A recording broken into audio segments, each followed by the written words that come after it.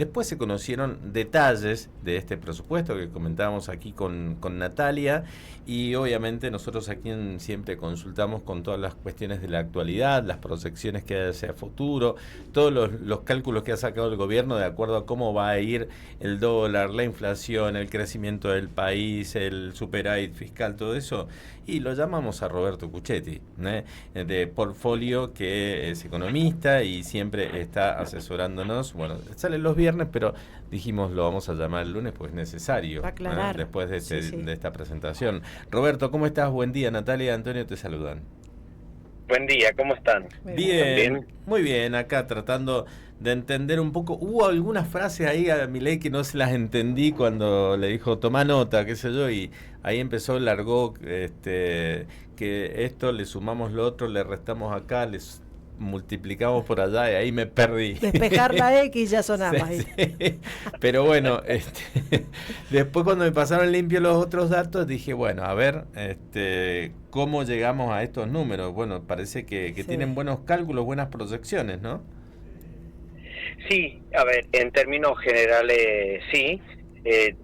La ventaja de tener un presidente, digamos, economista es que le va a dar mucha importancia a estos aspectos, y un poco también viene marcado quizás por la base electoral que lo votó, justamente para solucionar los problemas económicos. Datos interesantes, datos que van a generar un poco de polémica y de discusión en los ambientes académicos. Nosotros llamaríamos a una parte de lo que presentó Juntos a la Par. Si uno analiza la inflación del próximo año y la devaluación, da calcado 18,3% para ambas cosas.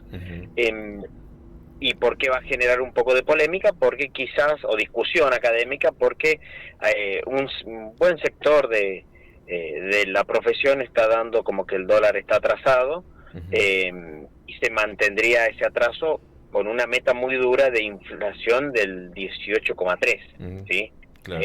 Ojalá pudiéramos llegar a tener ese número. Algún banco privado hace un mes y medio pronosticó una inflación del 25%, si no me equivoco fue Morgan Stanley, que venían pronosticando inflación del 40%, que es más o menos lo que proyecta el Fondo Monetario. Sí. Un crecimiento del 5%, es un crecimiento que sin lugar a dudas se notaría en la economía doméstica, es un buen número de crecimiento. Ese no lo vemos tan alejado, creemos que es posible.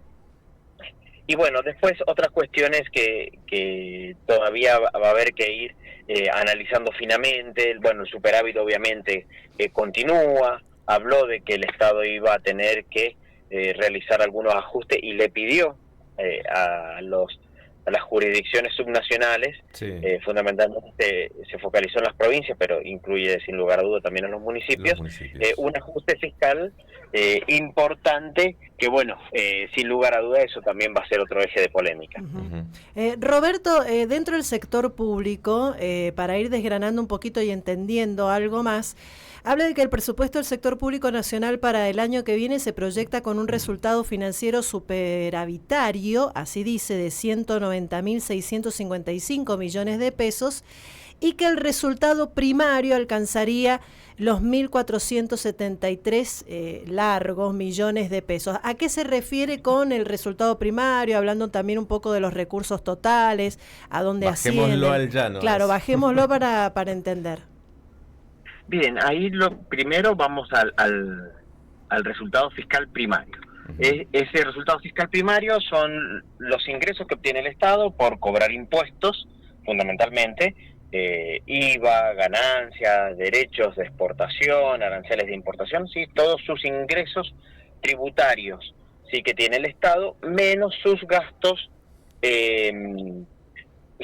corrientes, es pago de sueldo. Bueno, también podemos incluir obra pública, los gastos para hacer funcionar la justicia, la salud, la seguridad, y entonces ahí obtiene un resultado que lo que esperábamos primario, ¿sí?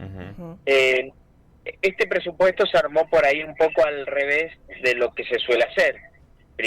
Lo que se solía hacer, ¿cuánto necesitamos gastar? Y en función de eso es cuánto necesitamos recaudar. La realidad que siempre los gobiernos han tendido a subestimar los ingresos, porque eso hace que después, al final del año, todos los ingresos que estén por encima del presupuesto son como de libre discrecionalidad para el Ejecutivo. Entonces puede reasignar partidas, puede gastar más en otro lado. Por eso el presupuesto es una ley tan importante y que se hace a veces deliberadamente mal. Yo subestimo la inflación, esa inflación me va a dar más ingresos tributarios, entonces después en esos ingresos tributarios excedentes yo tengo mucha discrecionalidad como Poder Ejecutivo. Acá se armó al revés, primero es cuánto vamos a recaudar y en función de eso lo que podemos gastar, ¿sí? Claro. Hicieron las cuentas al revés, claro. No es menor, eso sí es positivo. Y después viene la otra parte que comentaban ustedes, el financiero, ¿sí? ¿Qué es el financiero? Dicen, bueno, yo ingreso por tanto, gasto por tanto, me queda un superávit y después tengo que pagar lo que se le dicen servicios de deuda, que son los intereses de la deuda. Y ahí también el gobierno piensa estar en positivo. O sea, esto es más o menos como que en una casa nos fijamos el nivel de sueldo, descontamos el nivel de gastos y después tenemos que ir a pagar la tarjeta, ¿sí? Y los intereses de la tarjeta. Bueno, esto es como si tuviéramos más ingresos que gastos en una vivienda y nos alcanza para pagar los intereses de la tarjeta y poder ir reduciendo deuda. Esa es la base por ahí con la que está armado el presupuesto y que es importante y es algo que esperábamos. Lo que tenemos que terminar de ver y analizar es la magnitud de los ajustes y si es viable llegar a esos objetivos que ha planteado el gobierno en la ley de leyes. Ahora, ¿qué impacto esto puede causar en los inversores, los empresarios internos y los que están mirando a la Argentina después de esta llegada de Milei al gobierno? Bien, sin lugar a duda, presentar un presupuesto que haya ido, un presupuesto que se le intente dar al presupuesto que sea una base cierta para tomar decisiones, es importante, ¿sí? Que si yo digo, miren, si yo tengo más ingresos, los devuelvo vía baja de impuestos y no los reasigno. Es importante. Creemos, aún así, que quizás estaba en precios, ¿sí? O sea, creo que puede tener un impacto positivo, pero leve, porque quizás no esperábamos otra cosa este gobierno, por lo menos localmente, y de ese punto de vista esperamos un leve impacto positivo, así que vamos a estar también a lo que suceda afuera. Creemos que la mayor parte del impacto que va a venir ahora, si lo hubiera, es cómo va a manejar políticamente el gobierno esta presentación del presupuesto para poderla tener aprobada. Claro, ¿sí? Claro. Creemos que ahí es donde puede estar el mayor impacto en precios en los bienes financieros argentinos, fundamentalmente los bonos en dólares. Claro. Ahora, perdón, no habló del levantamiento del cepo y el tema de retenciones parece que lo han dejado para más adelante, según dicen en 2026 recién, ¿no? De levantar las retenciones. Sí, ese quizás es uno. A ver, hay dos o tres puntos muy comprometidos, digamos. Uno es una inflación del 18,3 que parece demasiado exigido. El segundo punto es el levantamiento del cepo, como decís, Antonio, que eso sí puede tener un efecto no tan positivo. Y el tema de los derechos de exportación quizás viene por el lado de la frase de que si hay excesos, como van a ser años buenos, por ahí puede haber devolución de impuestos y quizás puedan estar anotados dentro de los primeros impuestos a disminuir en sus alícuotas. Sí, el lado positivo que por ahí puede compensar un poco lo del cepo es el superávit comercial estimado en poco más de 20.000 millones de dólares, que eso, digamos, podría decir, bueno, no mantenemos el cepo, pero la acumulación de reservas no estaría afectada. Situación rara con cepo, porque por lo general, estadísticamente, cuando una economía tiene cepo le cuesta mucho acumular reservas, pero bueno, habrá que ver y desgranar un poco más lo que hablen los ministros, fundamentalmente Caputo, en las comisiones, en este caso en la Comisión de Presupuestos del Congreso. Me habló del cepo al Estado, que me pareció interesante, y me da la sensación de que no van a blanquear algo que todavía no es tan seguro en relación a esta liberación del cepo en la Argentina para atraer más capitales. Pero sí dijo de los 3 ejes importantes, los 3 ejes fundamentales: acompañar socialmente, digamos, sin intermediarios, que me parece que gran parte de la riqueza de un país se iba para ese lado, recuperación también de capacidades en seguridad y defensa, habló de una defensa del país totalmente desarmada, y de la modernización y simplificación del Estado, que son todos ejes que tienen que ver con, me parece.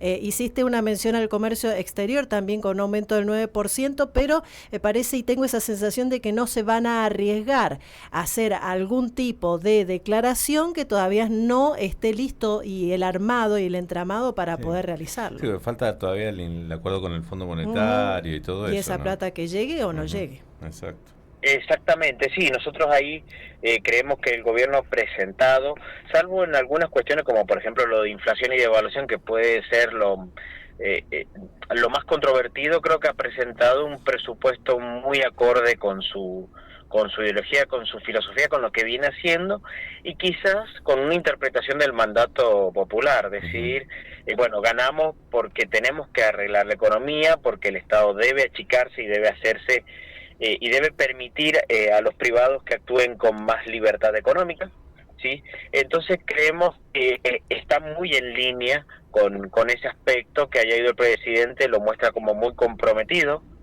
con esos aspectos, y también, bueno, lo decía Natalia, el tema de la defensa y fundamentalmente de la seguridad, que creemos que es otro vértice en el cual el gobierno nota que ahí tiene un mandato popular muy fuerte de mejorar la seguridad de todos los ciudadanos y la mejora económica.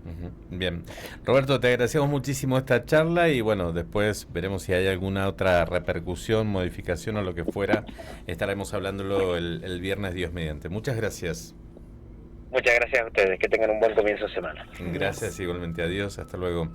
Roberto Cuchetti, economista de Portfolio, la gente de Portfolio que siempre está con nosotros. Si quieren consultarlos, búsquenlo en Google, buscan Portfolio. Ahí tienen todo un cuestionario ya preestablecido que está todo respondido, y si no, pueden hacer consultas ahí en la propia web sobre tema de inversiones y orientación económica. Fue claro el presidente al decir, para cerrar este tema un poco más, que el Estado es el que tiene que administrar la cosa pública, no salvaguardar que una sociedad mal acostumbrada a no trabajar. Privado. Claro, a ver, la sociedad necesitamos volver a la cultura del trabajo, lo dijo claramente, necesitamos volver a la cultura del trabajo para que la persona se gane su sustento, no a través del Estado. El Estado tiene que ser chico, administrar la cosa pública, administrar los fondos que ingresan y nada más que eso. Por eso, por fin y por primera vez hay una persona que sabe del tema, sabe cómo manejar la plata, y por ahí los abogados siempre le han pifiado. Y sí. Bien, las 9 de la mañana con 30 minutos exactamente.